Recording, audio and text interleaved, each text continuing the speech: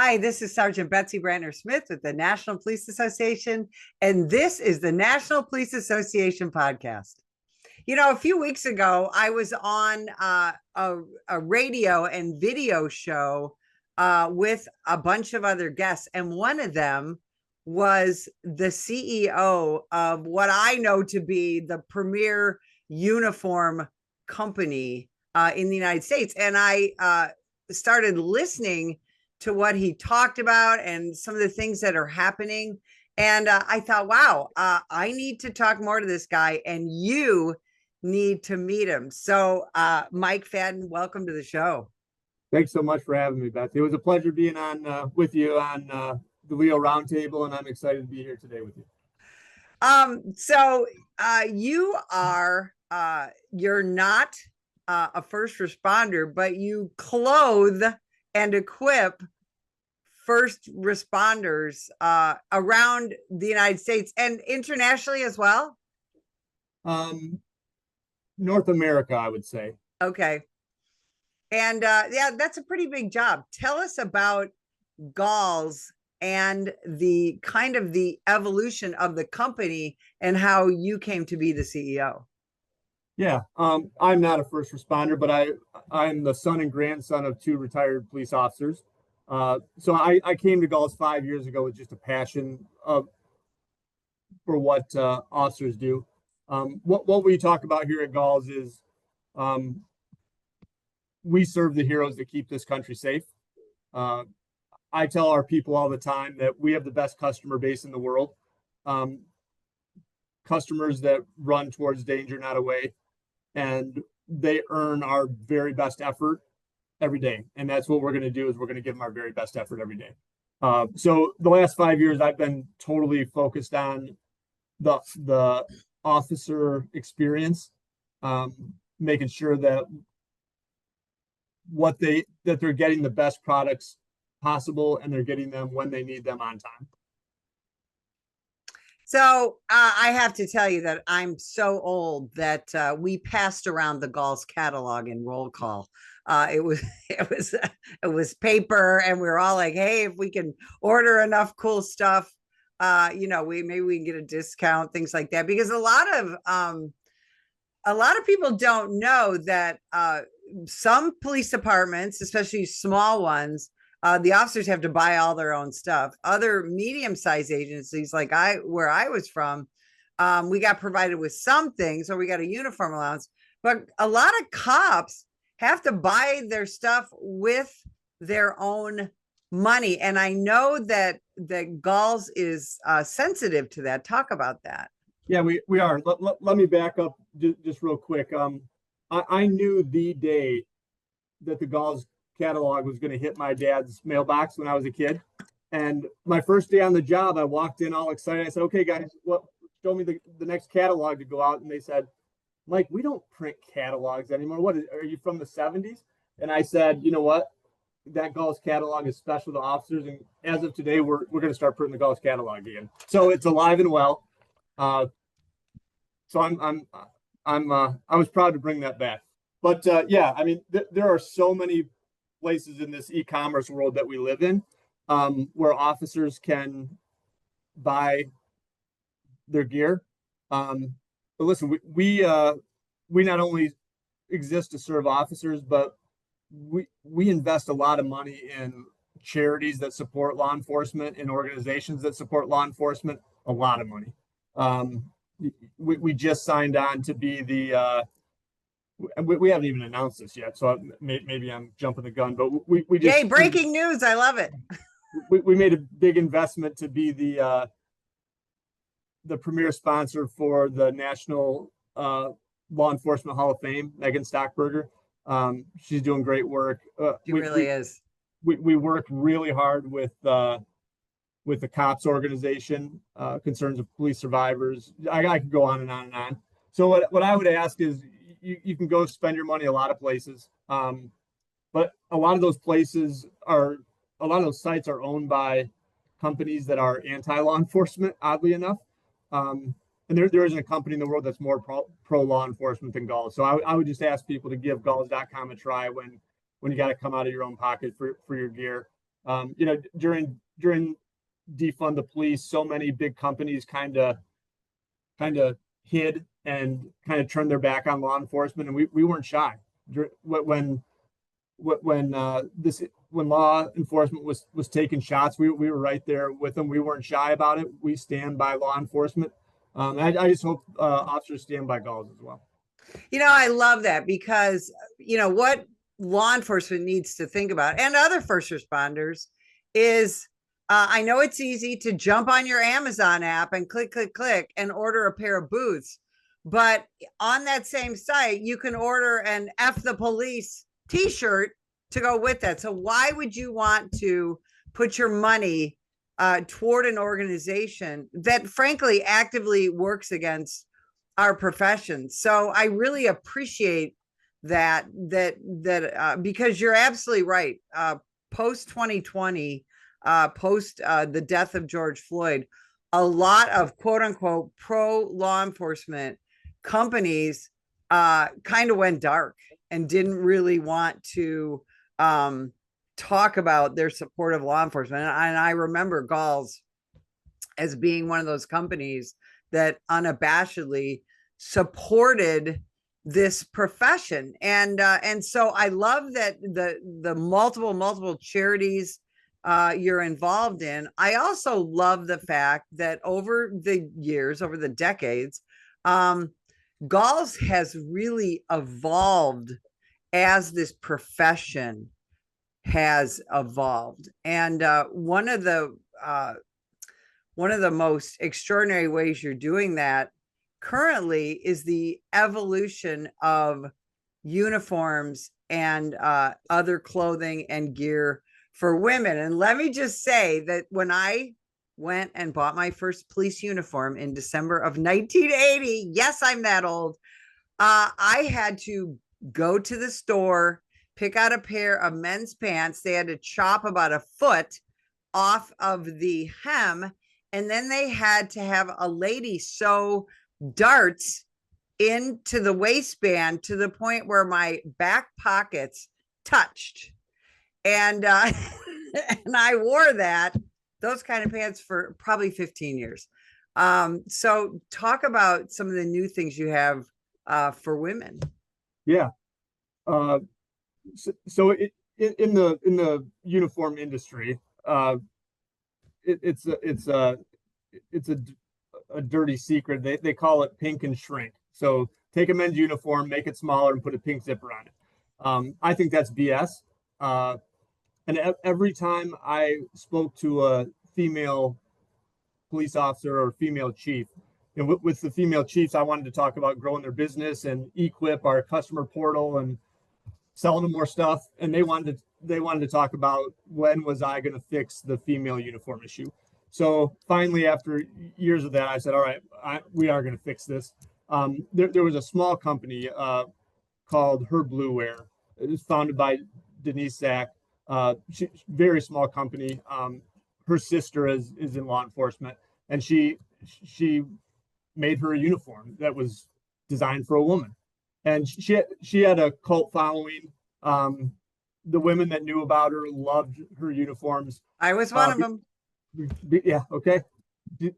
Because they're the first and only uniform specifically designed for a female police officer.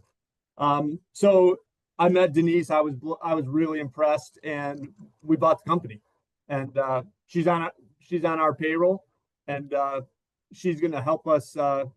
She wasn't big enough to have the resources to launch this nationwide. We were at NAWLE, National Association of Women Law Enforcement Executives. I know you know what that is, but I'm saying it for the rest of your audience, maybe. That we did our soft launch there. I was there with Denise, and it is clear that we got a winner here. That the market is starving for this, and we'll launch it nationwide officially coming up in the third quarter. So we are so excited to bring this to the female officers. And listen, it's just not about the fit.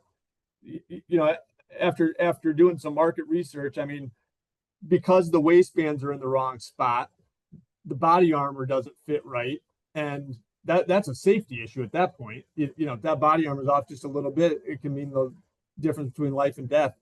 And the duty belt sits wrong on the hips, which causes back issues. So I'm really proud to bring this finally way past due to bring a female police uniforms designed for female police officers. Yeah, that's absolutely fantastic. We're so excited about that. Now, when you talk about uniforms for everyone, again, when I go back, 40 some years, even the fabrics that we wore, we had fabrics that didn't breathe, shoes that fit horribly and were very uncomfortable. Honestly, it was a safety issue. It was a morale issue sometimes, and it was a physiological issue. What changes has Gauls made over the decades, since your dad was on the job, let's say, to make life better for your average patrol cop or your average SWAT officer? Yeah. Well, listen, we view police officers as athletes. And athletes don't wear wool uniforms like back in the day, right? So, a lot more moisture with wicking fabrics. Trying to get more weight off the hips and onto a load bearing vest, with Molly, etc. We were talking about this before the show, just in shoes and boots, you were doing a foot chase in little shoes not designed for foot chases. And there's some companies out there. We have our own private label Gauls duty boot, but you got Under Armour, Oakley, Bates, all making really good boots that meet the physical rigors of the job. We are launching we have launched a tactical pant called Mission Made. It's our own private label, and I had a board of directors meeting this morning, so I'm dressed up. But usually I would stand up and show you. I wear Mission Made tactical pants to work every day. They're great, and they move with you, and so we're excited to bring that innovation to officers as well. So yeah, just a lot of innovation that's happened from back 30, 40 years ago. Right. So I have to ask you, so, raised in a police family, you turned out relatively normal for that. But what was it like to come into the industry as the CEO at a time where law enforcement, frankly, wasn't very popular? Yeah, it's a interesting story to tell now. Well, first of all, I've been in the uniform business for 25 years. I worked at Airmark Uniform Services for 25 years. So when this job came open, it was like my dream job. Because I've always had I grew up idolizing people that wore the badge. And now I got to serve them. I started 3 days after the George Floyd incident, which ushered in defund the police. So yeah, it was a rough start. And I think Gauls, listen, when I got here 5 years ago, what I found was the bones of this great company that I knew as a child were still here, but I think they had lost their way a little bit from a service perspective. And when I started, I'd walk down in our distribution center 5 times a day and cut open 10 boxes right before they went on the truck. So I was cutting open 50 boxes a day. And what I saw was not acceptable to me, because again, these people earn our best every day, and they weren't getting our best. So I started putting this card in every box. Got my ugly mug on the front, but on the back, it's got my email address. And I asked customers for their feedback. And boy, I got a lot of feedback. And we just got really focused on listening to officers and taking care of their issues. Um, and we turned this company around really quickly. And today we enjoy 99.8% customer service. I'm sorry, customer retention. And I don't get very many nasty emails anymore, but these still go in to every box. So, you know, Betsy and I were talking about when you can go a lot of places to buy online, but if you buy from Gauls and you need help or you're not happy with what you get, that card will come in the box and you can email me directly and I'll take care of it. I love it. You know, I think the general public probably is unaware that in addition to, you know, making uniforms for, you know, us to get down and dirty in the mud and the blood and all that, law enforcement has various best dressed cops contests. There's several of them around. Some are regional, some are national, and they're pretty cool because and I've been in a couple, and usually you put forth, you know, all your different uniforms, your honor guard, your patrol, your command, you know, SWAT, all that cool stuff. And where does Gauls fall into all that? Yeah, there's our our industry association is called the National Association of Uniform Manufacturers and Distributors, NAUMD. And every year they name the best dressed agency, and a Gauls customer has won 10 out of the last 11. So we're pretty proud of that. And you know, it's there's so many great chiefs out there that I have the pleasure of working for and working with. But you know, just a couple names come to mind. Manny Morales, Chief Manny Morales in Miami, Chief Mario Foster. He runs the Bureau of Printing and Engraving in Washington. Those are two past winners, and those two gentlemen just take the uniform so seriously, and they're so focused on every detail. It just permeates their organization. I've heard the saying attributed to both Deion Sanders and Jerry Rice, but it's the old look good, feel good, play good. You know, an officer in a great looking uniform, just they feel different. They feel different about their job. They have that command presence that helps them do their job better. Yeah, it's an officer safety issue. When you know, the FBI's been studying this for decades. When a police officer shows up on a scene or on a traffic stop or whatever and looks completely squared away and presents themselves as such, bad guys are less likely to attack us. Right. That's right. It's important, and we're proud to play a small role in the mission and in our role to keep officers safe.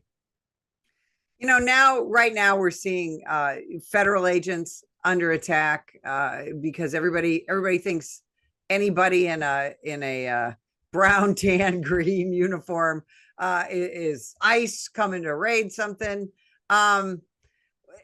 What are your thoughts on that when you see these officers out there just trying to do a job? A lot of them are probably in your uniforms.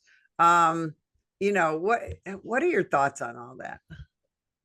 Yeah, well, at Gauls we have a saying: not all heroes wear capes, but most of them wear Gauls. So a lot of those people are Gauls customers, and yeah, they're just trying to do their jobs. And listen, I got to be careful not to get too political here because I'm really passionate about it. But when people ask me these questions, and listen, I do a lot of interviews, and sometimes people try to trip you up. You know that very well. Oh, yeah. But what I try to say is just imagine your personal life for a second without cops. Let's just stop and really think about that. And I think more often, I mean, there's some people that you're just never going to get through to, but it does help when you really force people to stop and think. What would life be like without cops? And I think it's terribly misguided energy to further a cause that shouldn't be furthered. And what I try to do is, listen, anytime I see an officer in a restaurant, in a gas station, I'm trying to pick up the tab. I'm not sure everybody has to do that, but we should just take the, anytime you see an officer, we should take the time to just thank them, because they're doing tough duty, and they should be revered in this society. And it hurts me personally when they're not, like what you're seeing on the news today. It's just wrong. I would just ask, that's what I ask everybody when I get these types of questions is, they earn our respect, and we should give it to them every time we see one. Ah, I love that. So well said. You know, you're the boss of a large organization. You came in, you made a lot of changes, improved a lot of things. What are your kind of favorite leadership principles? Just, you know, because we talk a lot about leadership in the law enforcement profession. But what about leadership in general? Give me your thoughts on good leadership. Yeah. Well, first of all, I'm blessed to work with some of the most amazing people. You know, I guess you could go elsewhere and make a little bit more money than working at Gauls. People work at Gauls because they love our mission. So listen, I'm just one person on a really big team, but the people here are outstanding. But from a leadership perspective, I think leading from the front is the most important thing. You know, when the CEO is going to put his personal email on every order and actually deal with every single one that comes in, every email, every phone call that comes in, that sends a really strong message to the organization. And that's what leading from the front means. So, you know, if the CEO is willing to do that, if he's, you know, I walk by and thankfully we don't have a lot of them, but if I hear an angry customer on the phone, I want to help.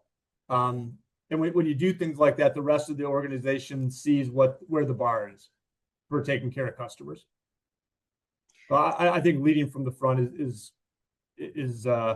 super important. And then again, what I have some speeches, some canned speeches that I give, and one of them is called